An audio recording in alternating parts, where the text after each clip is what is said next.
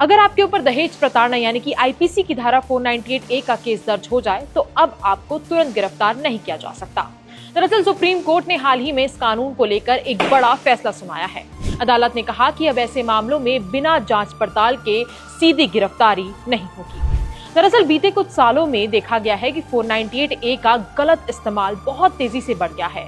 कई महिलाएं इस कानून का दुरुपयोग कर अपने पति और ससुराल वालों को झूठे मामलों में फंसा रही हैं। इससे कई निर्दोष पुरुषों को जेल जाना पड़ता है और उनके परिवार उजड़ जाते हैं और कई मामलों में तो पुरुषों ने आत्महत्या तक कर ली है।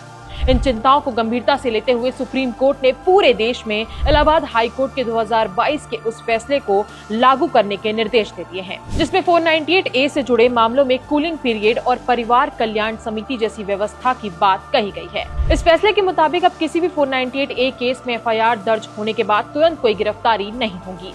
पहले 2 महीने का समय मिलेगा, जिसे कूलिंग पीरियड कहा गया है।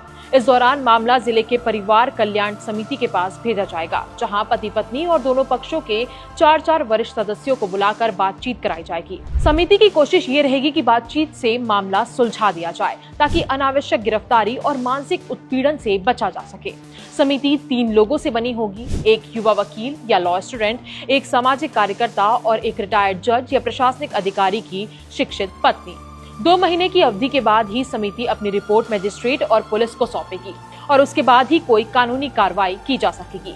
इस दौरान पुलिस सिर्फ मेडिकल रिपोर्ट, गवाहों के बयान जैसी सीमित जांच कर सकेगी, लेकिन गिरफ्तारी नहीं कर पाएगी। सुप्रीम कोर्ट ने साफ कहा है कि धारा 498A का मकसद था महिलाओं को दहेज जैसी बुरी प्रथा से बचाना, लेकिन अब इसका सही और संतुलित इस्तेमाल जरूरी हो गया है ताकि किसी भी निर्दोष इंसान को बिना वजह सजा ना मिले। ये फैसला उन लोगों को राहत देगा जो झूठे केसों में फंसे होते हैं और जिन मामलों में सच में किसी को इंसाफ चाहिए वहां न्याय मिलने में भी मदद करेगा। तो इस फैसले को लेकर आपकी क्या राय है, हमें कमेंट करके जरूर बताएं।